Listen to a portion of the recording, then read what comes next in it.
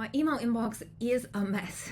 There are things to do, things to read, things to respond to, things to wait for other people to respond to me in order for me to do other things.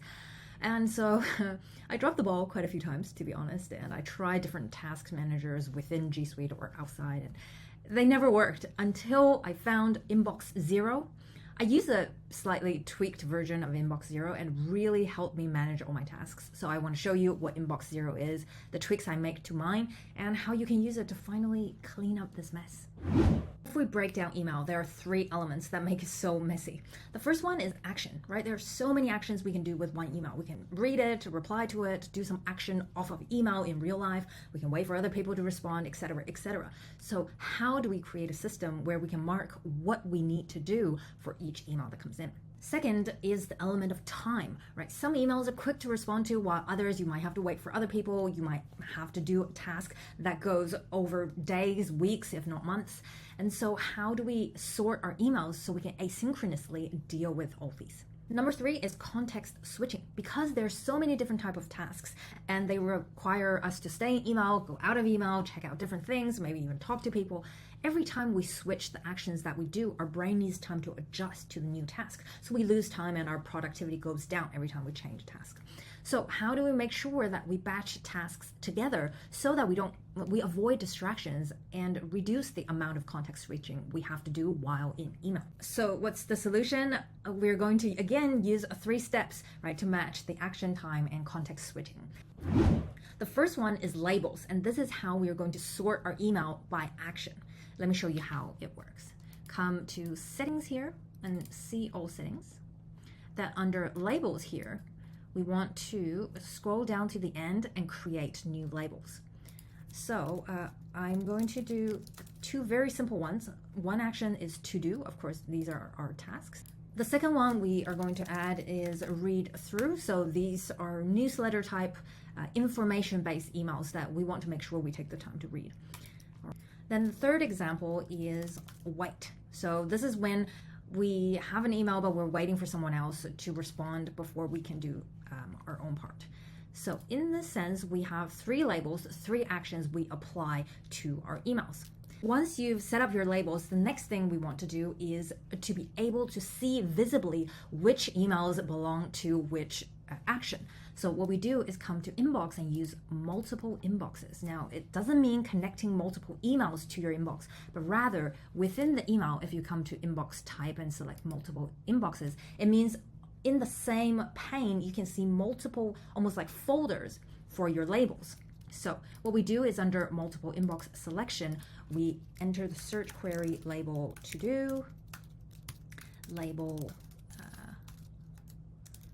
read through, and label wait. So it's not case sensitive. All you have to do is add label colon in order to tell Gmail that you want to see these labels displayed and have the emails that has these labels to show up. So you can name sections. For example, you can name them to do, read through. And if I leave the last one empty, you'll see if you don't add a section name, what it will look like. So make sure you save the changes. Then here we go. You'll see each label now has their own pane. And for the label that didn't get a section name entered, it will just say label wait. So aesthetically, if you like, you should come back here and change the section name. All right, one more thing, you can change the position of where the multiple inbox shows up. It could be below the inbox, it could be above the inbox. I like it to be on the right-hand side so I can see as many as possible.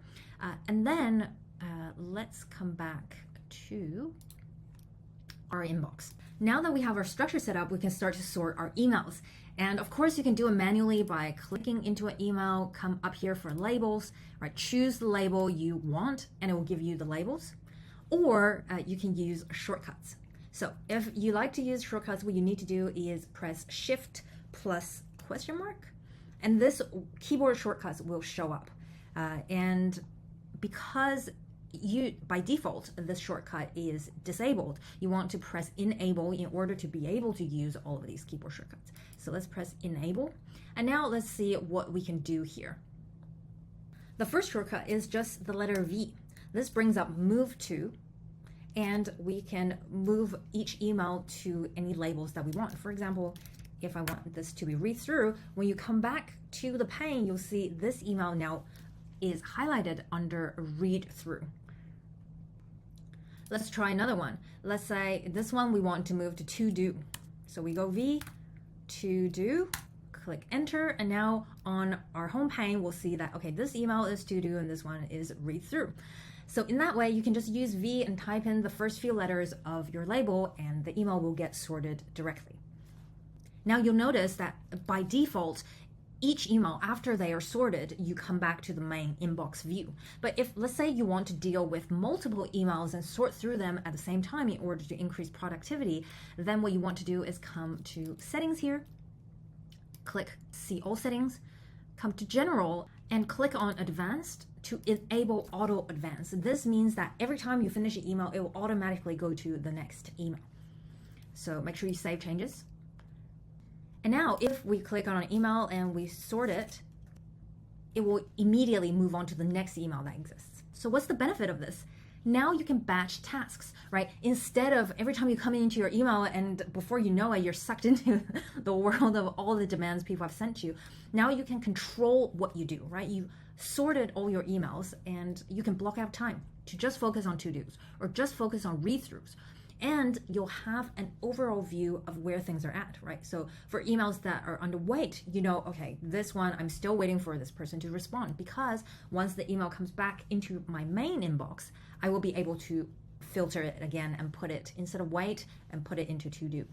And now you might be thinking, okay, but I've got 9,024 emails. How am I going to get to inbox 0? Isn't that what you mentioned at the beginning? Well, very good question, because there is one powerful tool that will help you get there, which is the function archive. Now, if you're like me, you would be like, wait a second, once I archive this, where are all my emails going to go? But don't fret, because all your emails under archive are under all mail. So they are never deleted. They are just put into this folder here called all mail. But your inbox now acts more of as a visually aesthetic and visually clean version of your emails that are in the inbox specifically. So for emails that don't fit into any of the categories that you've created, what you can do is just open it and click the letter E in order for it to archive. It doesn't mean you've lost it. It's still there, but now it's archived, so it won't appear in your inbox. And so if you're like me, you've got 9,000 emails in your inbox that you don't want to deal with, just select all and click on E or archive to just put them all away in your all email inbox. And now you have inbox 0. And if you ever want to find any of your email, just search mail, it will still show up. Or if you come to all mail, you'll see that the 12,804 emails I have are still there. Now, once you finish doing something, all you have to do up here is remove the label to do. And this will remove it. And once you come back to your inbox, it is gone and it's stored again in all mail. So all you have to do is remove the tag and it is archived. And this way you'll be able to manage all of the emails and make sure nothing slips through the crack. Now, I actually make some tweaks to inbox 0. To me, having a 0 inbox is not that important because the satisfaction of having nothing in your inbox means I don't want to come back and I don't actually want to do the to-dos or read-throughs.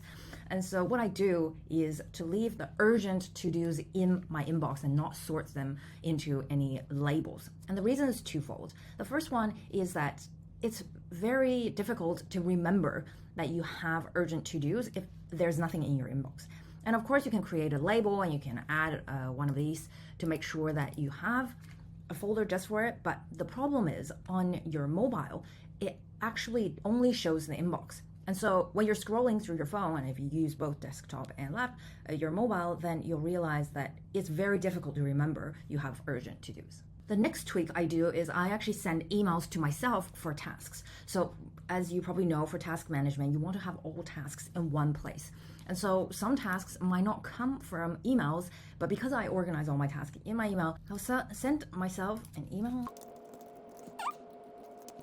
What I'll do then is sort it into my to-do. The next thing I do is use the built-in tasks option in order to make sure I don't lose track of all my to-dos and their deadlines. So of course, you can see all of the emails with to-dos in it, but you don't know which one is due when very easily. So in that sense, I come up here to add to task, and I would pick a date. I would do here, set a time, and then it'll show up on my calendar. So I know I need to do this by what time. Check out this video here to boost your productivity, and I'll see you in the next one. Bye!